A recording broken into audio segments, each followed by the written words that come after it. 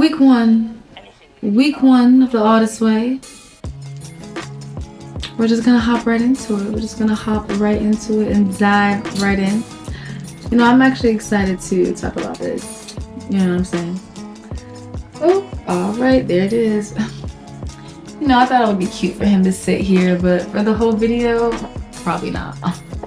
Okay, let's hop into it. Let's dive right in. Week one. Of course, we're starting off with the morning pages, right? And I said I didn't like the journal.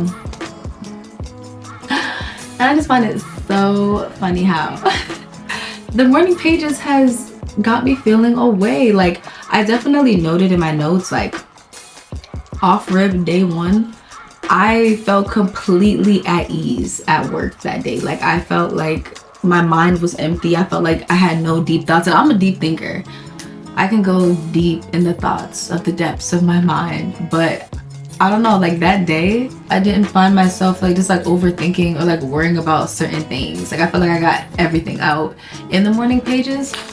I definitely felt like I was asking myself, am I doing it correctly? Like, is this the right way to do it? But then I know Julia was like, there's no right or wrong way to do it. And I think naturally I'm the type of person where like I like to know if I'm doing things the correct way, but that's so subjective, right? Like it doesn't have to necessarily be a right or wrong way. Yeah, I was almost late to work on Monday. I definitely felt like, so off rip, like before the Artist Way, my regular morning ritual would be that I would get up at 6:30 a.m. I give myself about like an hour to do my yoga, 15 minutes minimum to like 30 minutes max, and then I meditate.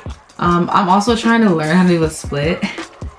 Talk to me. A childhood dream, a goal, if you will. I've always wanted to learn how to do the splits. Like I think the splits is just so cool. But there's also health benefits too that I can't name off the dome, but I know it's good for the body.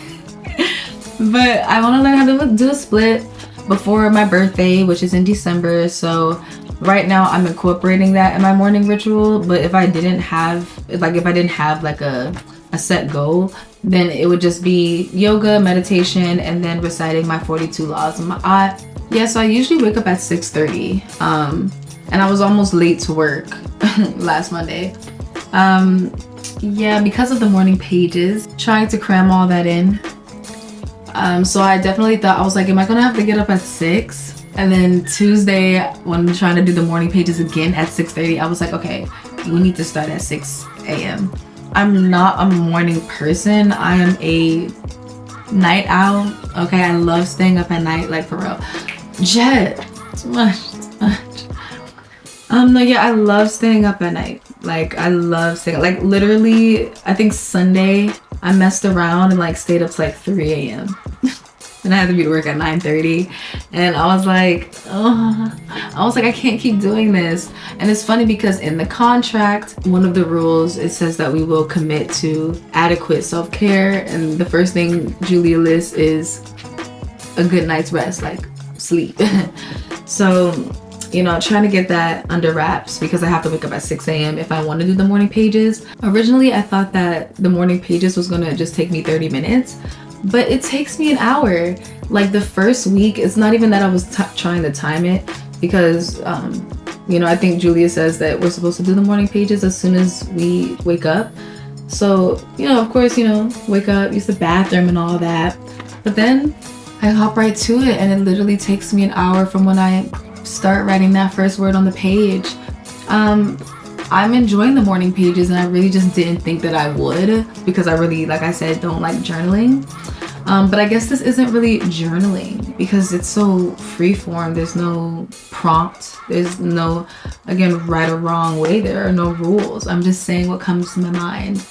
So I guess sometimes I feel like I'm doing it wrong because I'm not always writing about something artistic or creative. Like the first day I wrote about work because they pissed me off. And I was like, I gotta bring it back. I feel like I'm kind of like thinking about like, when is this gonna wear off? I feel like maybe by week 3, week 4, I'm gonna be like, all right, enough. But I know we'll see, because Julia has some stories in there about how some people, like after doing the Artist Way, they incorporated morning pages in their everyday life. And I think that that's so interesting to just write 3 pages every single day, you know, for the rest of your life. It's interesting, but I mean, we all have our things. We all have our vices, our things that we enjoy doing. And so, I mean, if it helps, it helps, and I'm all for it. It's been helping so far, but I'm gonna keep you updated on that. Morning pages were good. Yes, 7 out of 7 completed the whole week. I'm actually really proud of myself because over the weekend, little disclaimer, TMI, but you know, Mother Nature definitely hit. And you know, for those people who know me, they already know first 24 hours I am out. Like, I have to cancel any and all plans, like if it was work, school, like. And it's funny because I was asking myself before even starting the journey, I was like, I wonder when that time comes, am I going to feel emotionally able to gather myself and sit down? And you know, I did. It was hard. I was like, bro, like I'm writing, I'm like, bruh, like I'm like, this is, but it was I made it through. I did it. So 7 out of 7. That was cool. My artist date was cool too. That was so annoying. I felt like I was going through all the motions. I didn't know what I wanted to do. And then I went on TikTok and I saw this girl in DC, because that's where I am, do like this like line dancing. She was like, oh, like went to line dancing last week, they're having another one this week. And I'm like, oh wow, like it's falling on the week of this, like, you know, week 1. And I'm like, bet, like this is gonna be my first artist date. But like I said, Mother Nature hit, and I was like, oh, I don't know what to do. Like, can I cancel? But then I was like, no, I don't want to cancel, because my inner artist is really looking forward to this time. You know, I just didn't know what I wanted to do. And so when that happened, it was like, okay, damn, like we kind of gotta make a plan B. And so I just decided to do a movie day. I built a fort with blankets and like my yoga mat, and I saw a childhood movie, a Disney movie that I've never seen before, Lady and the Tramp. And then I enjoyed myself so much that I ended up watching part 2, because I wasn't planning on it, but there was no time limit to the artist day. She just said it needed to be at least an hour and a half every week. So I was like, yeah, like why not? Like I'm not doing anything, so let me watch Lady and the Tramp 2. And that was really fun. Like, I don't know, I enjoyed that way more than I thought I would. And I had like all my snacks. Like I ordered some snacks. I had some popcorn and some gummy bear, well not gummy bears, but like some gummies and some sushi and some strawberry kiwi lemonade, like Clark it. No, but you know, Love Island, if you don't know, okay, clock it, but you know, those who know.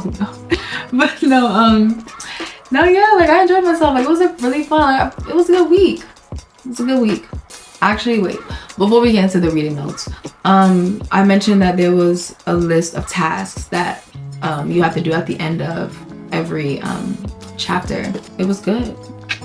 I have to still mail off my letters to myself, and I'm going to open the letters at the end of the 12 weeks. I've never mailed a letter, so I'm excited to buy the stamps and like write Daisy on the letter and like, you know, mail it to myself. And I'm excited for it to come in the mail. Like I'll be looking out for that. So but yeah, I did want to mention that, like, other than that, I have completed all of the 10 tasks. You know, we had to make a Monsters Hall of Fame of all the people that like have hurt us or like blocked energy or like whatever. We had to make a list of champions, people who support our creative art and our creativity, and who allow us to be our creative selves. So that was really nice.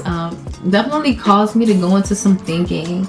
With the Monsters Hall of Fame, child, the same 2 people I feel keep popping up as a problem, and they definitely made the Hall of Fame. Okay, but ironically, around day 4 or 5, I had gotten like some text messages from some friends. Like, I'm gonna just keep it real, okay? I got some text messages from some friends that, like, the energy, like, it just kind of reminded me like what I had been dealing with, you know, from these 2 people.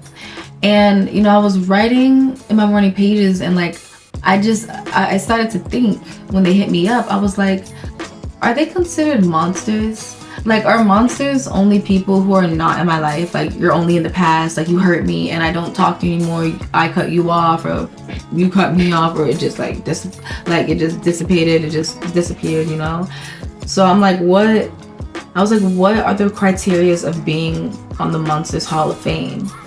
But then as like I got to like day 6, 7, I just felt like they deserved to be on the Hall of Fame because they were blocking my creativity.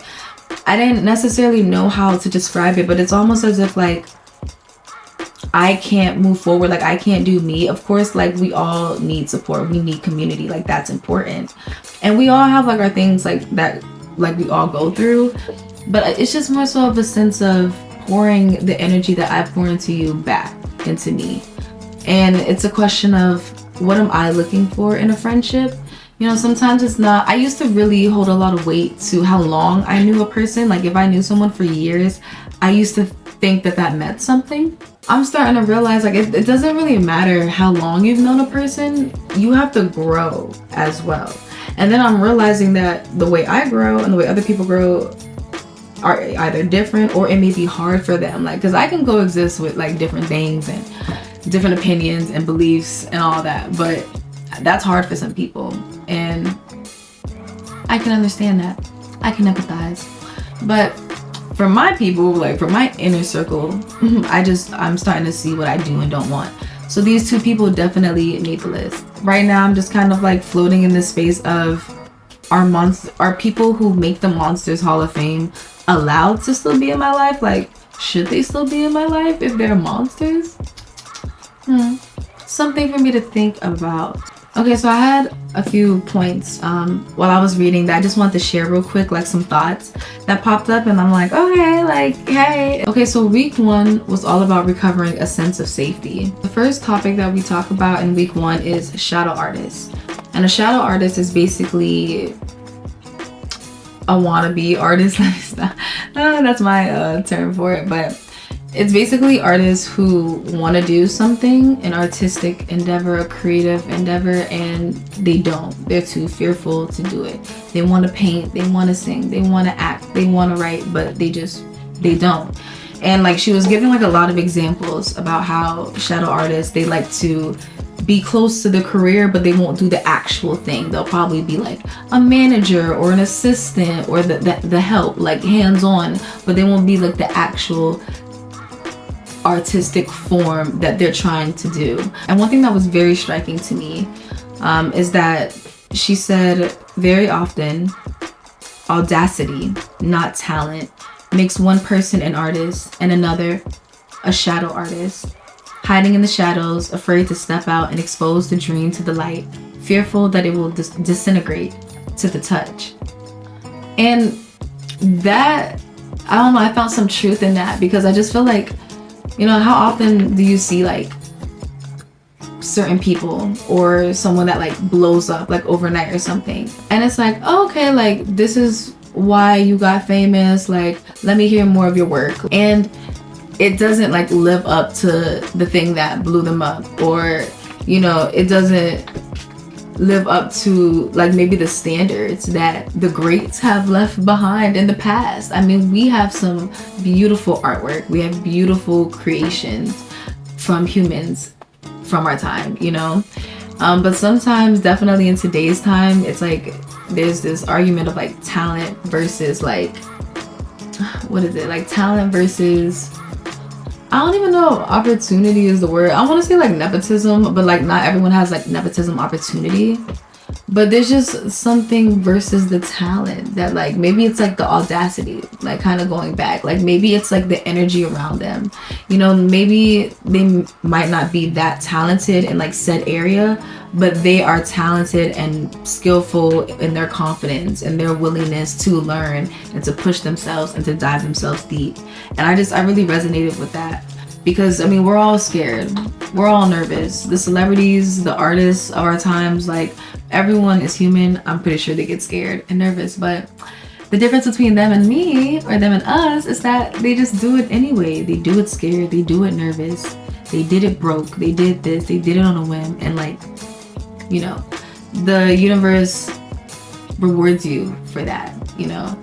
And so, I don't know, I thought that that was a gem to take away. Like, let me have the audacity. And, you know, I have been feeling like, I don't know, in the past, I've been like very humbled. Like, and I always support other artists and things of that nature. And sometimes I feel like the energy is not reciprocated, but I always kind of like brush it off because I'm like, oh, okay, like, you know, everyone's different, you know what I'm saying? But it's just like, nah, like, I don't know. You never know what energy, you never know what's behind closed doors, but it's just kind of like, let me have the audacity. Everybody has the audacity to put themselves out there like, hello, here I am Daisy, hello, greetings, how are you? Shadow artists often choose shadow careers, those close to the desired art, even parallel to it, but not the art itself. I read this and like, I don't know, I just had like a slight example. I don't know if anyone can relate, but for me, I feel like it's the opposite. I don't want to be in the environment. And it's funny because like when I was in undergrad, a lot of my professors or like adults that I would meet, they would be like, yeah, like I want to be an actor, but I was working as a stage manager. I was working as a light design, board op, you know, hands in the bag, backstage hands, all that. Until, you know, I can, you know, get my foot in the door in acting, because, you know, you want to be around the environment, you want to have your face in the place, and, you know, it's good to know because if something happens, you could be an understudy, And I completely understand that logic of thinking like that route. But for me, it just seems like a tease. Like I have a lot of emotions that come from this. Like I kind of feel like I'm teasing myself. Like if I'm not on stage doing the thing, I don't want to be there. Unless of course I want to be there. Like I actually do enjoy stage managing, but like that's not where my heart is at. So I just kind of feel like I would be teasing myself in a negative way. And even right now, like my regular 9 to 5 is a chef. Like I'm a prep chef. But I love food. Like I love cooking. It's very therapeutic to me. Like I don't have a problem with it. And I prefer, for the longest time, I have preferred my regular 9 to 5 to not have anything to do with the arts, to just kind of give myself and my brain a break from that, because I know when I get off, yeah, like I'm gonna have to put in that work and stuff. And I also don't want to grow tired or bored of my craft. Like I want to keep like a boundary up and have that same excitement every time. But I don't know, just a thought. The next topic that she talks about is protecting the artist within. One thing that I really like she said was that judging your early artistic efforts is artist abuse. And can I pause here and say that I love the vocabulary that Julia uses. Like I feel like I need this type of like wording. I feel like I need this type of vocabulary. Like I feel like I get it when she words it like this. Like yeah, it is abuse. Like she said, beginning work that's basically exposed to premature criticism shown to overly critical friends. Go gentle, be easy on yourself during the process. Too far, too fast can undo ourselves.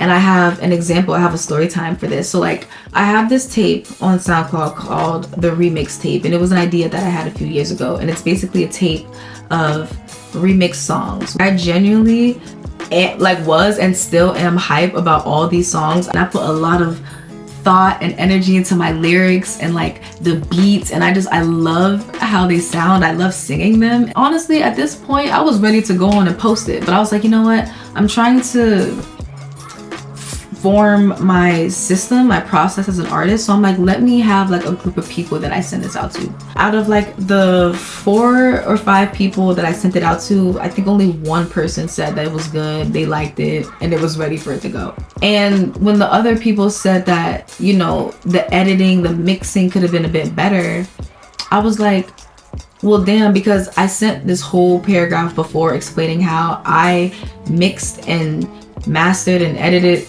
through GarageBand with my headphones in my bathroom. And then I also went into detail about how this project wasn't supposed to be like this grand professional project. It was just supposed to be like really for fun, and really as an artist, just to like put something else out there to add to my resume, to show what I can do, you know, like that type of thing. So I wasn't taking it too seriously. And then it was going on SoundCloud and YouTube. So I was like, I don't know, like it's serious, but then it's not that serious, you know? And there was like this battle, because when I got those critiques back, I was like, so should I not post it? Like, should I not drop it? And I think, you know, if you're an artist, then you know, like, you just, when you have something, you're ready to get the idea out so you can like move on to the next one, be free of it. And like, that's how I felt.